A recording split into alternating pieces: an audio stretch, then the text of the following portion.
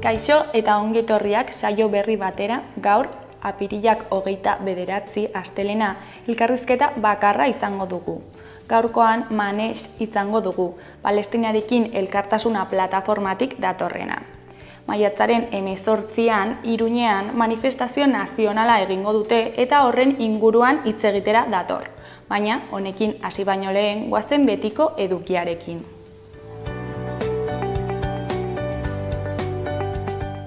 Goazen orain gaurko efemerideekin.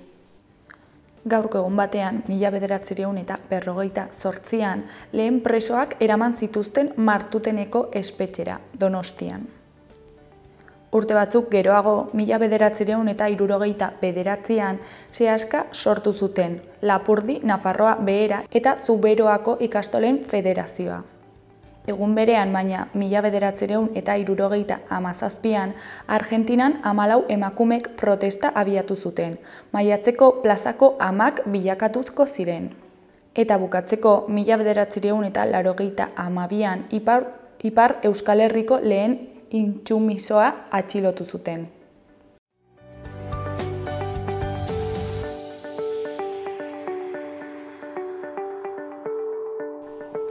Aste honetarako agenda ikusiko dugu. Gaur, asteartea, alde batetik euskara kirolean mahai ingurua izango dute Altsasuko Iortia Kultur Etxean.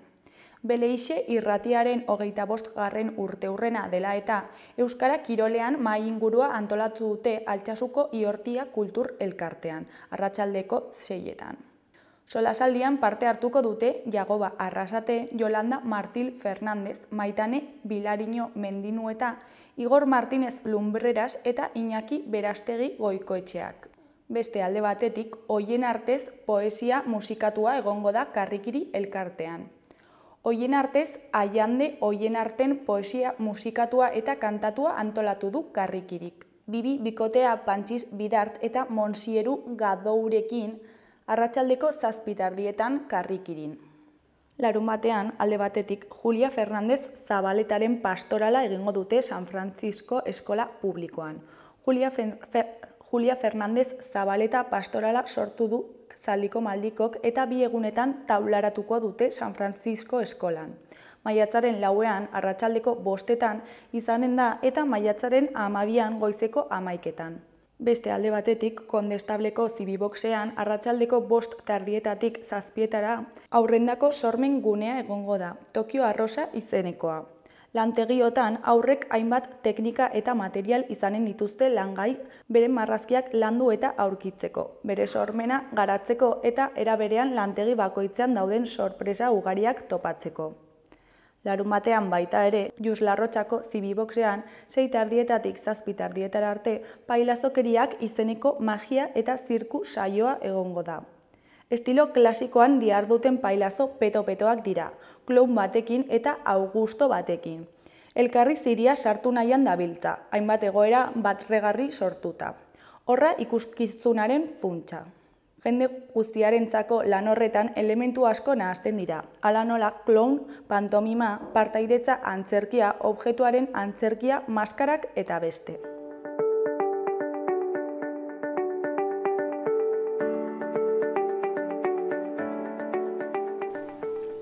Ikus dezagun gaurko egunkarien azalek zer dioten. Diario de Noticiasen titular nagusian, Sánchezek ez du dimisioa eman eta eskuinaren lotsaren politika geldiarazteko deia egin du. 8 minutuko hitzaldi batean, ahal bada indar handiagoz jarraituko duela iragarri du. Azpimarratu du kaleko erreakzioak bultzatu duela karguan jarraitzera. Feijóok baztertu egin du zentsura mozioa bultzatzea eta irtenbide bakarra hauteskundeak deitzea dela esan du. Erdiko berrietan, alde batetik, PSNek presidentearen jarraipena ospatu du eta bazkideek erreforma demokratiko zehatzak eskatu dituzte. Beste alde batetik, berroneratzeko jarraitutasuna. Azkenik, Pedro Sánchez edo nola izan politikari eta ez hil saiakeran. Argazki nagusian, Adelardo Paternain eta Sergio Cobo ganarduaren ondoan erretako eremu batean. Titularrean, behi suitzaileak. Legardak eskoziar arrazako abelburuak dituen abeltzaintza estentsiboaren aldeko apustua egin du suteak saihesteko. Hori koloreko berrian haur-eskoletako eskaerak plazen bikoitza dira. Beheko berrietan batetik Osasunako jokalaria den Carmen Sobronen hitzetan, playoff bat zerbait futbolekoa baino zerbait animikoagoa da. Bestetik, oinezkoentzako eta txirrinduletarako ibaiaren gaineko pasabide batek txantrea eta arrotxapea lotuko ditu. Bukatzeko, estreinaldiaren 40. urteurreneko Tasioren zaharberritutako bertsioa aurkeztu da. Diario de Navarraren argazki nagusian, Pedro Sánchez dugu, gobernaburu izaten jarraituko duela iragartzeko agerraldian. Titularrean, Sánchezek jarraitzea erabaki du eta orain botere judizialaren eta bitartekoen bizi berritzea lortu nahi du. Sozialismoak bere liderraren inguruan lerroak itxi ditu eta PPk uste du erregimen aldaketa atzetik sartzea bilatzen duela. Pedro Sánchezen populismo bainua salatu du UPNek eta PSNek bere bazkideen babesa jaso du. Eskuineko berrietan, alde batetik Iruñeko haur eskoletako plaza bakoitzeko 2 eskaera daude. Beste alde batetik medikuen aurkako erasoen 40% baino ez dira salatzen. Jarraian, Euriborra lehen aldiz jaitsi da 2 urteetan eta apirila 3,7an itxi du. Goiko berrietan, batetik pasabide batek txantrea eta arantzadi lotuko ditu. Bestetik, zaharberritutako Tasio bat Kanesera itzuli da. Bukatzeko, Osasunako aulkirako 5 hautagai daude. Gara egunkariaren titular nagusian, Sánchezek indar handiagoz jarraitzen du gobernuaren buruan. Dimisioa aztertzeko ezarritako epea amaitu ostean, Pedro Sánchez Espainiako gobernuko presidenteak karguan jarraituko duela jakinarazi zuen. Argazki nagusian, EAJren eta PSEren arteko lehen bilera Sabinetxean. EAJak eta PSEek atzo adierazi zuenez, Jaurlaritza osatzeko lehen negoziazio bileraren ondoren, programa lehenetsi nahi dutela Lakuako gobernuaren osaketaz hitz egiten hasi aurretik. Ezkerreko berrian, mugako estankoak minduta daude Parisko planarekin. Beheko berrietan alde batetik itxaropena Gazan su-etenaren aukeraren aurrean. Bestetik, Humza Yousafek kargua utzi du. Bukatzeko, armendariz pozik dago Tasioren bertsio berrituarekin. Berriaren argazki nagusian, Pedro Sánchez Espainiako presidentea atzo Madrilgo Moncloa jauregian egin zuen agerraldian. Titularrean, Sánchezek konpromisoa hartu du demokrazia bizi berritu dadin lan egiteko. 5 eguneko gogoeta aldia bukatuta Espainiako presidenteak agintean jarraitzea erabaki du, indar handiagoz. Bizitza publikoaren degradazioa salatu du, baina ez du neurri zehatzik proposatu. Eskuineko berrietan alde batetik afiliatuen inoizko parte hartzerik txikienarekin egin dute Ibarrola UPNeko presidente. Beste alde batetik, EAJak eta PSEek Jaurlaritza berria osatzeko hastapeneko bilera egin dute. Jarraian, Dendrotelma, zuhaitz enborretako oasi txikiak. Azkenik, Tasio berpiztua, Montxo Armendarizen filma zaharberritu du Euskadiko filmategiak. Goiko berrian, Boubakar Dioufen hitzetan, kaleko salmenta bizirik irauteko eta dirua lortzeko baliabide gisa bakarra dugu. Euskal Herria Irratiaren titular nagusian, udal haur eskoletako eskaerak eskaintza bikoiztu du. 1.376 eskaera 678 plazetarako.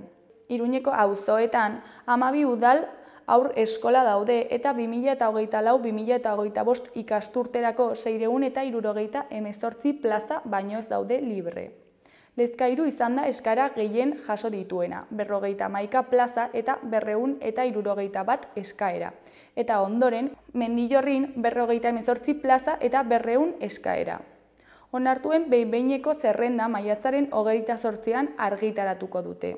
Eskuineko berrietan, alde batetik, Irantzu Fernandez eta Belen Ausejoren hitzetan, arlo askotan aurrekaria izan zen Julia Fernandez Zabaleta, nortasun handiko emakumea. Julia Fernandez Zabaleta emakume aintzindariaren bizitza ezagutzera ematen duten pastorala larunbatean estreinatuko da San Francisco eskolako jolastokian. Beste alde batetik, Mikel Ortigosaren hitzetan, banka etikoaren helburua ez da dirua irabaztea, gizarteari ekarpen positiboa egitea baizik. Finantza sistema globalean positiboki eragiteko duten ahalmena aldarrikatu dute berriki banka etikoak biltzen dituzten hainbat erakundek. Mikel Ortigosa Fiare banka etikoko kideak eredu honen nondik norakoak azaldu dizkigu.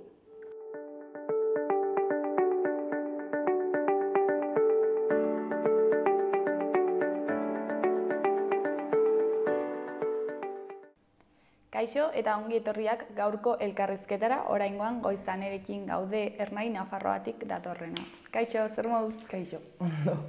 Bueno, aurkeztu berri duzue gazte agenda, ezta? Eta gero beste alde batetik, biharko blokeora parte hartzeko deia egitera zatoz baita ere. Baina, bueno, kontatu iguzu lehendabizi, zer planteatu duzue agenda horretan, noiz zertarako edo zergatik? Hori esan bezala, Ernaitik gazte agenda, borrokarako gazte agenda bat aurkeztu berri dugu. Izan ere, hilabeteak daramatzagu gazte prekarietatea eta gazteon bizi baldintza duinak Euskal Herrian aldarrikatzen, eta norabide horretan Nafarroa berri bat eraikitzeko edo hortzimuga bat irudikatzen. Eta hurrengo hilabeteetan Ernaitik planteatzen ditugu borrokarako eskaintza batzuk, irudikatzen ditugularik hauek bizi baldintza duina gazteontzat eskuratzeko edo mugarri bezala. Eta zeintzuk dira planteatu dituzuen arazoak eta planteatzen dituzuen alternatibak horiei aurre egiteko? Problematizatzen dugu eta argi dugu gazteok gazte izate hutsagatik prekarietatera kondenatuta gaudela edo gure belaunaldiak ezagutu duen egoera bakarra krisi egoera dela, izan krisi klimatiko batek kolpatu gaituelako, izan lanean kontratu prekarioenetara baldintzatuak egon garelako eta gaudelako, izan etxe bizitza eskuratzeko arazoak ditugulako eta 27-28 urteetan kokatzen delarik gazteok emantzipatzeko adina, eta hau dela gure belaunaldiak ezagutu duen errealitatea, ez? Eta zentzu horretan, datozen hilabetetan mobilizazio, ekimen, hitzaldi ezberdinak aurkeztu ditugu, eta guzti honen aurrean eta esan dudan bezala belaunaldi krisi honen aurrean gazteok bizi baldintzak eskuratzeko hainbat eskuratzeko lehen mugarri gisa maiatzaren lehena edo kokatzen dugu. Baina hori mobilizazioei dagokionez maiatzaren lehena kokatzen dugula, eta baita ere maiatzaren 11an Elizondon eta ekainaren 15ean Iruñan egingo ditugun bestelako mobilizazio batzuk. Baita ere eskubide sozialen kartak alternatiba ekosozial justu baten alde planteatzen duen mobilizazioan gazte blokea deituko dugu, eta mobilizazio ez gain ere gazteok bizi baldintzetaz hitz egin eta hauek problematizatu ahal izateko hitzaldi eta tailer ezberdinak ere bai planteatzen ditugu.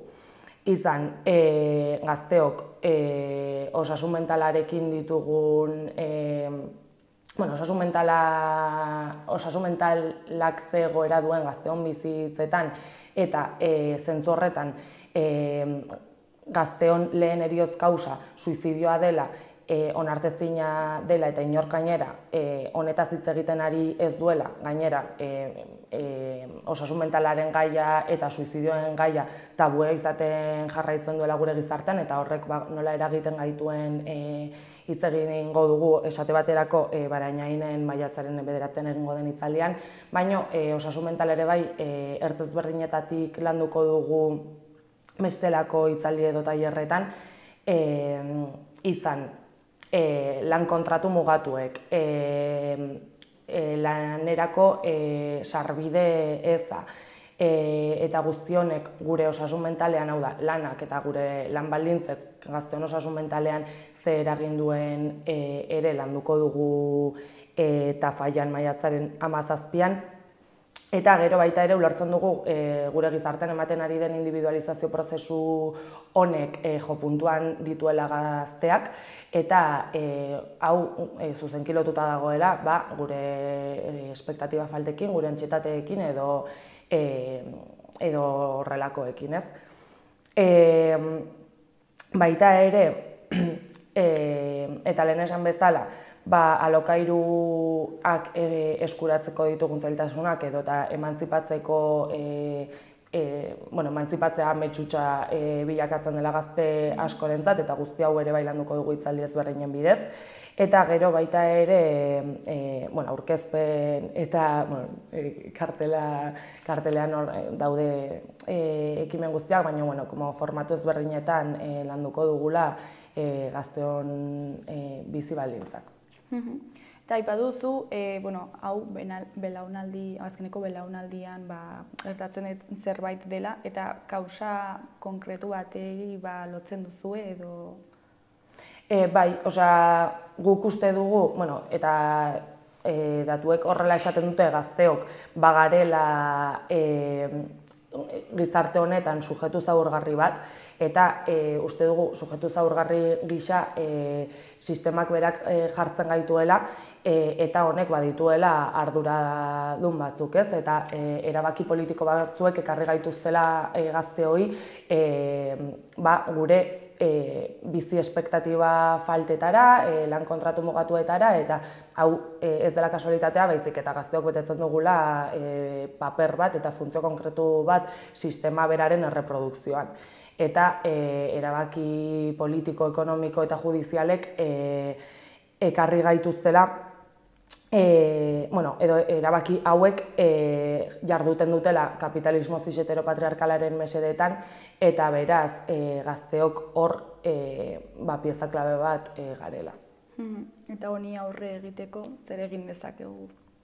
Bai, ernaitik argi dugu sistema errotik eraldatu behar dela, eta horretarako alternatiba integral bat behar dugula, eta alternatiba hori pasatzen dela Euskal Herriak Euskal Herriak eta Nafarroak burujabetza eskuratzetik, eta behar dugula burujabetza hau benetako eta arroko aldaketak emateko eta bestelako gizarte bat antolatzeko, ez?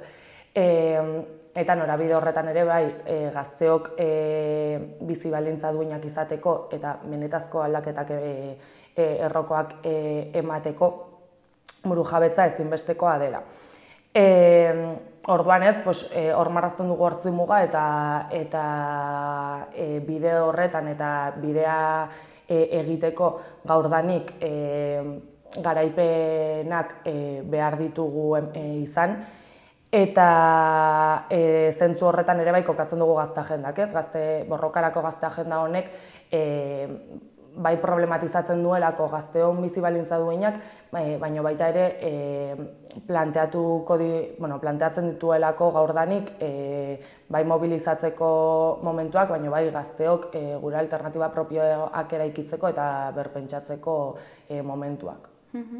Eta agenda honetan jada, lehen hitzaldia egin zenuten hemen Berriozarren, ezta? Eta zer moduz joan zen? Bai, hitzaldi horretan Euskal Herriko gazteria langileriaren egoera aztertu genuen labeko bikiderekin, Iratxe Delgado eta Maia Isasirekin, eta izan zen momentu bat, ere esan bezala laneko egoera, gazteon lanaldi egoera edo problematizatzeko eta zentzu horretan alternatiba batzuk ere bai berpentsatzeko. Eta parte hartze handia egon zen? Bai. Eta, biharko blokeoa nola ikusten duzue? Bihar, hori maiatzaren leheneko eguna borrokagun gisa kokatzen dugu, eta zentzu horretan bloke bat deitu dugu Ernaitik, Sarasatetik abiatuko dena. Hau gazte mobilizazio gisa irudikatzen dugu, ulertzen dugulako gazteok, gazte langileok badugula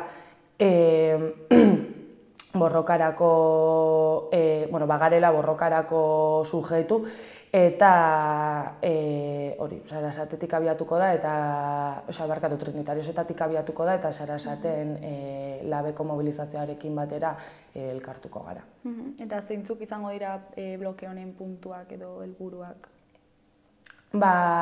Bloke honetan, esan bezala, gazte mobilizazio edo izendatu dugu, gazteok, gazte problematika berare bai landu ahal izateko, eta zentzu horretan gazteok, gazte langileok gaudelako alternatiba guzti hauen lehen lerroan, eta horrela. Eta zer espero duzu egun honetaz garrantzitsua iruditzen zaizu jendea bertara gerturatzea edo? Bai, guretzat maiatzaren lehena bada hori esan bezala borroka egun bat, aurten gainera labek 50 urte betetzen ditu, eta zentzu horretan gure referentziazkoa den langile sindikatuarekin bat egingo dugu mobilizazioan, eta hori. Eta agendarako ere haiekin elkarlanean aritu zarete? Labekin batera bai hitzaldi batzuk edo planteatu ditugu, izan lanarekin harremana dutenak edo osasun mentala lanean zer egin duen lantzeko haiekin elkarlanean aritu gara, baina bai Ernaitik mahai gaineratzen dugun gazte agenda bat da. Eta, bukatzeko ezakit zerbait gehiago komentatu nahi duzun, edo zergatik, esan jozu jendeari zergatik den garrantzitsua bertara gerturatzea? Hori bihar maiatzaren lehena izanik,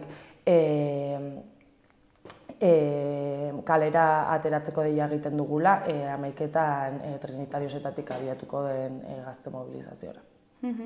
Mila esker gurekin hitz egitera etortzeagatik eta zuen agenda aurkezteagatik, eta ea jendea gerturatzen den bihar.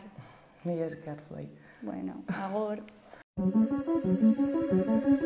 Maiatzaren lehenean gazteok bizitza duinak aldarrikatuko ditugu.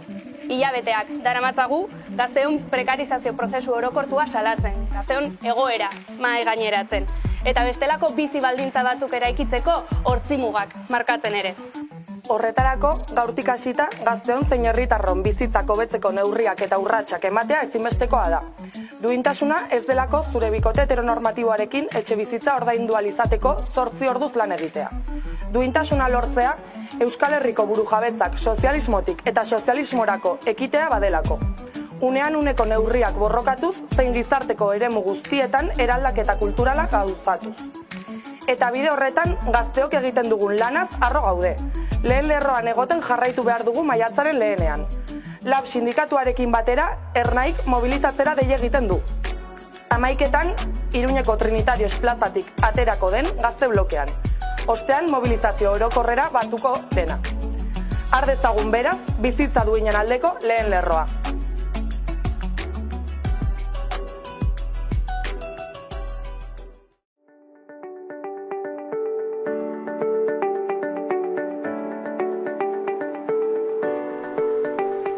Gaurko eta biharko eguraldia ikusiko dugu.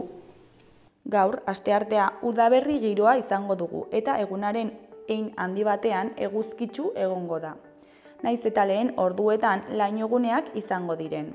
Arratsaldeak aurrera egin ahala hodeiak ugarituz joango dira eta arratsalde gaur partean zerua oso hodeitsu egongo da.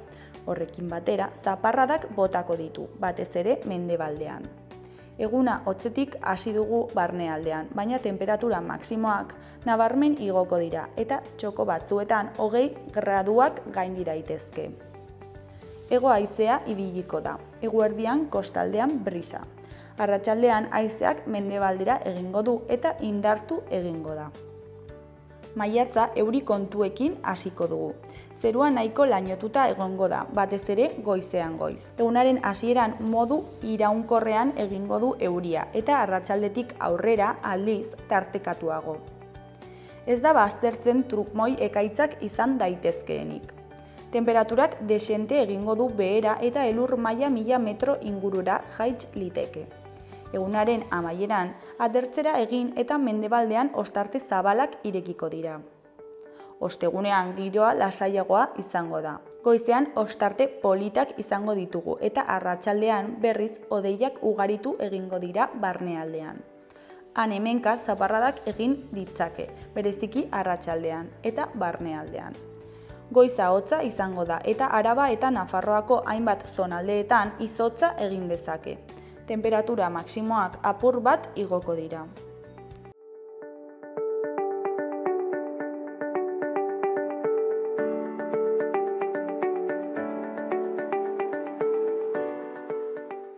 Osasungintzaren inguruan. Osasungintzaz asko hitz egiten ari gara azken egunotan, azken asteotan. Guk uste dugu osasungintzaren egoera zaila dela eta kezkagarria dela, eta ikusi dugun bezala Nafar herritarron kezkarik nagusienetariko bat bihurtu dela.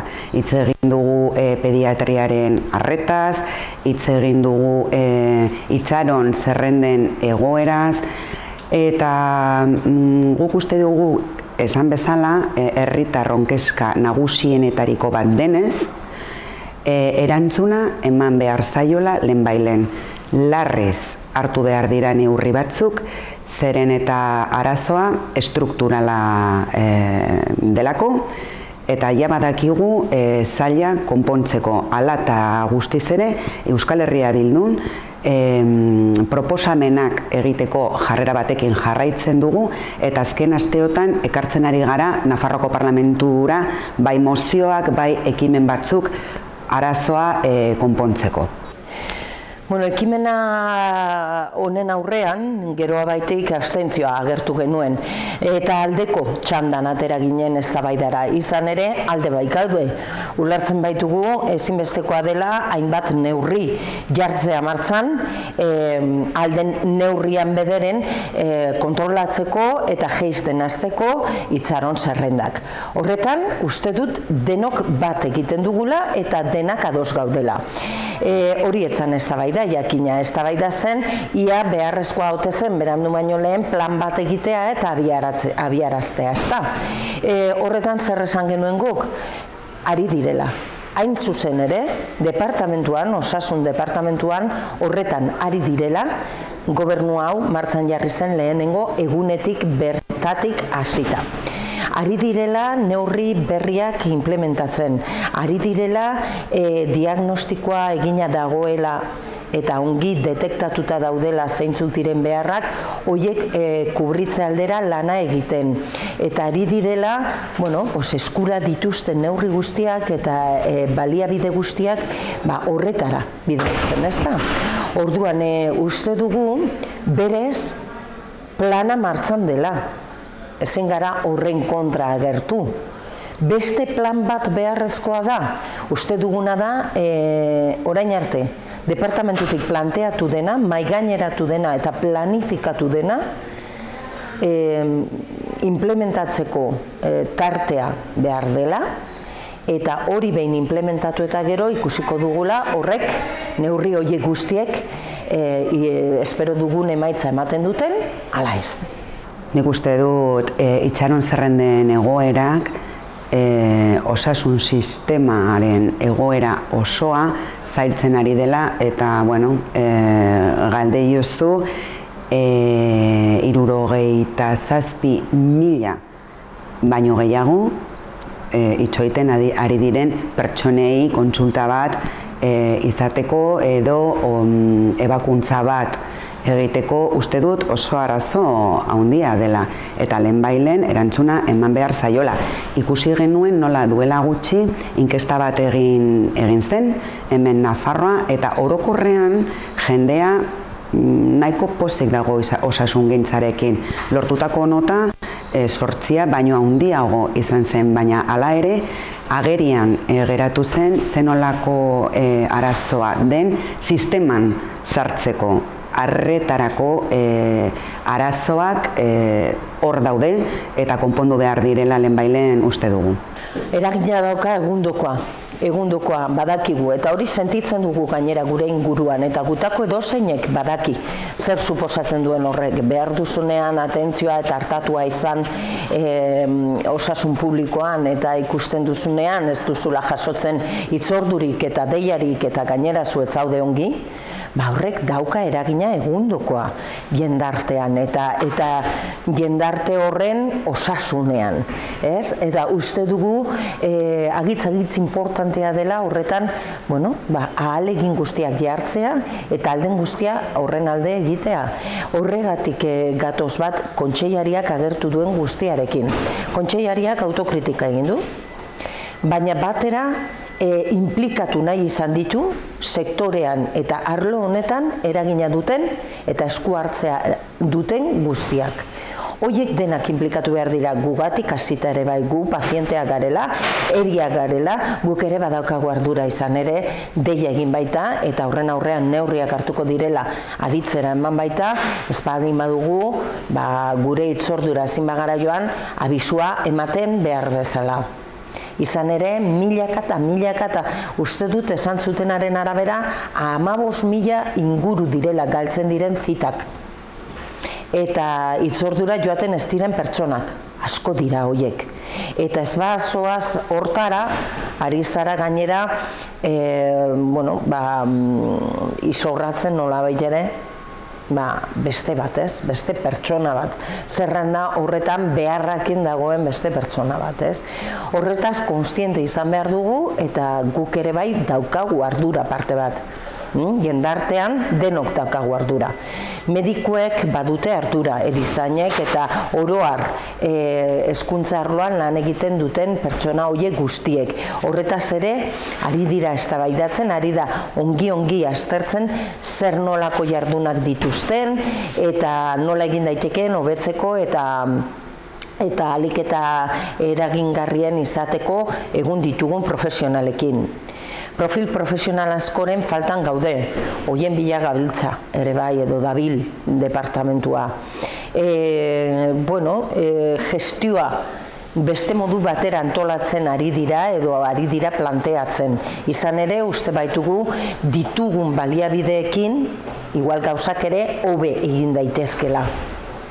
Horretan guztian ari dira ahalegin egiten, energia jartzen eta lanean, ez?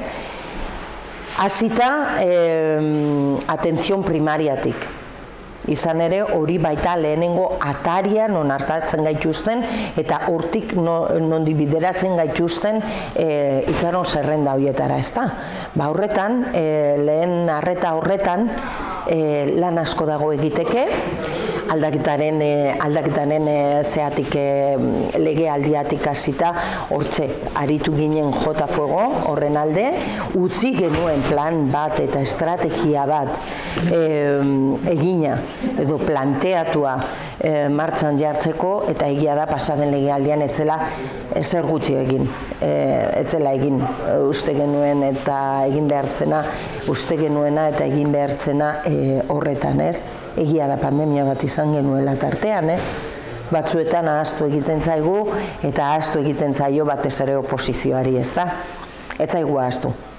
Eta horren ondorioak ari gara pairatzen oraindik ere.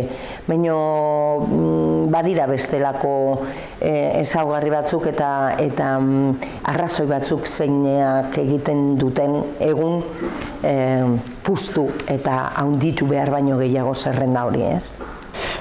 Ikusi dugu gobernuak hartu dituela talka neurri batzuk. Hau da, produktibitatea ordaintzea, hori azken finean da ordu estrak ordaintzea, eta beste aldetik osasungintza pribatura deribazioak. Oraintxe bertan gastatzen ari da gobernua inoiz, baina diru gehiago, neurri hauetan, baina ikusten dugu ez dutela funtzionatzen. Guk uste dugu badagoela arazo handi bat plantillekin. Plantilla behar bezala egonkortu behar da eta dimentsionatu behar da arreta ona eta puntuala lortu nahi badugu. Eta ikusi dugu 2018-tik 2023-ra plantilla igo dela 9%, jaso behar dugun populazioa handitu da 2%, eta beste aldetik arreta txikitu egin da 7%. Zer esan nahi du horrek, nik uste dut profesionalen agendak aztertu behar direla, eta esan bezala pertsonala egonkortu behar da, gero badaukagu egonkortzeko plana, ez dela nahikoa izango, oso motel doala, oso konplexua dela, eta hori da neurri bat, baina uste dut plan integral bat egin behar dela eta tresnak diseinatu behar dela plan horren neurriak edo neurrien eraginkortasuna aztertzeko eta lortutako helburuak ere aztertzeko. Bueno, gutxi gora bera nik uste dut erantzun da gelditu dela, lehen arretatik hasita, profesionalen implikazioa, gu guztion implikazioa, gestioatik koordinazio gehiago eta efektibidade gehiago dituzten edo ditugun denon artean ditugun baliabide horiek ahalik eta modurik eraginkorrenean implementatzeko eta barrez. Formula magikorik ez dago, deribazioekin jarraituko dute, zalantzik gabe, peonadak egiten jarraituko dira, baina horiek murrizten ditugun heinean aurrera pauso bat ematen ariko gara. Orduan hori da apustua, ongi hasi zen ikasturtea, bai urrian, bai azaroan, lortu zen 1.200, bataz beste 1.200 paziente inguruan murriztea itxaron zerrendak, baina gero urte amaiera aldera berriz ere gauzak okertu egin ziren eta ez da lortu. Egun arte, horiek bere onerak hartzea, ez? Eta hori da apustua. Hori da erronka eta ardura konpartitua. Hau gertatzen den bitartean, onartezina dena da berriz ere ikustea sindikatu medikotik nola ari diren mehatxuka eta esaten berriz ere grebatara agertuko direla, ez dakit zergatik oso ongi. Ze egin zitzaien soldata igoera bat onartu pasaden legealdia amaieran, baina antza denez hori etzen nahikoa izan.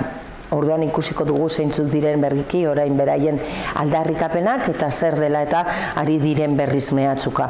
Orduan, departamentutik egin zaie dei bat, medikuei oro har eta hoiei ere bai, sindikatu medikoko mediku hoiei ere bai, denon ardura da eta denok jarri behar dugu gure partetikan eta denok egin behar dugu gure ekarpena. Eta beraiek egin beharko dute ahalegin handiago bat ere bai, guk egiten dugun bezala.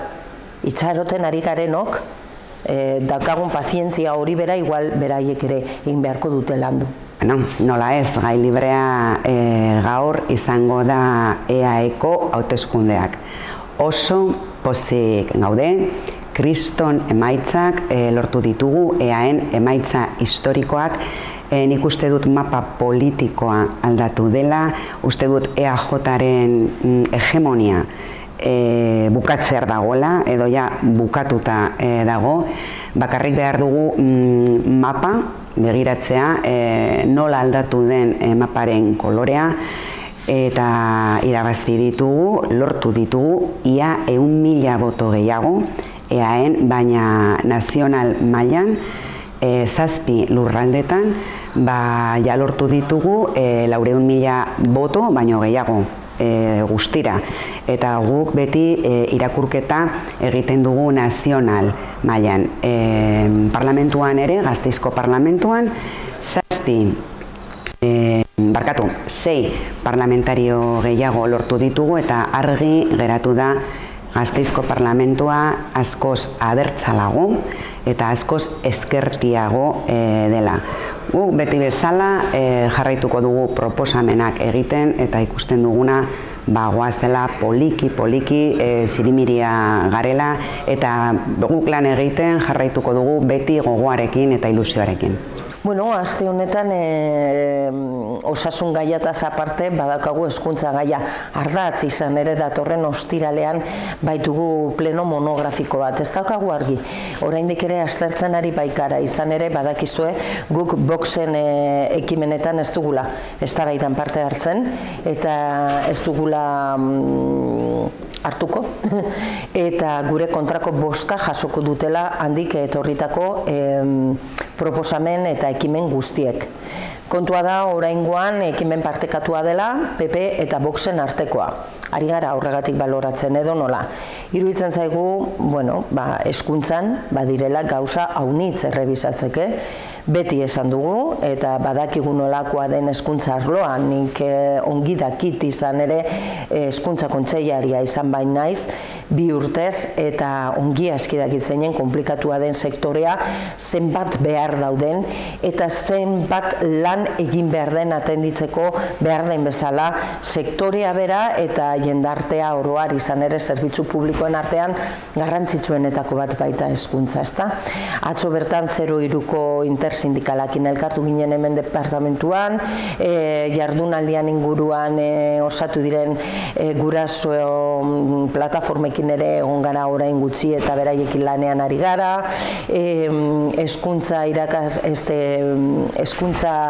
itunpeko hezkuntzako irakasleak ikusi ditugu egunotan, horiek ordezkatzen dituzten sindikatuko ordezkari horiek ikusi ditugu egunotan ere bai pankartan atzean, izan ere ari baita konbenioa horiekin edo hitzarmena horiekin negoziatzen, itunpekoekin negoziatzen, eta horietan, negoziazio horietan ez bait daude langileen ordezkariak hor jarrita mahaian, eta horrek kezkatzen gaitu. Badira gauza asko ikasturtea amaitzear dago eta hurrengorako matrikula eginda, matrikula datuak ere esanguratsuak izan dira, ongi legoke horren inguruko azterketa egitea ere bai. Badira gauza ugari zeinen inguruan aritu, baina esan bezala ari gara baloratzen ere bai, mereziote duen, izan ere ez baitakigu esku hartzea Voxena zer nolakoa izango den eta horren araberakoa izango da gurea.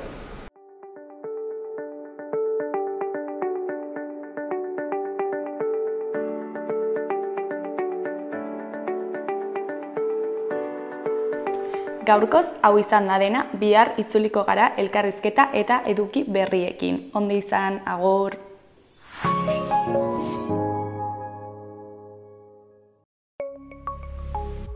Gobierno de Navarra. Nafarroako gobernua.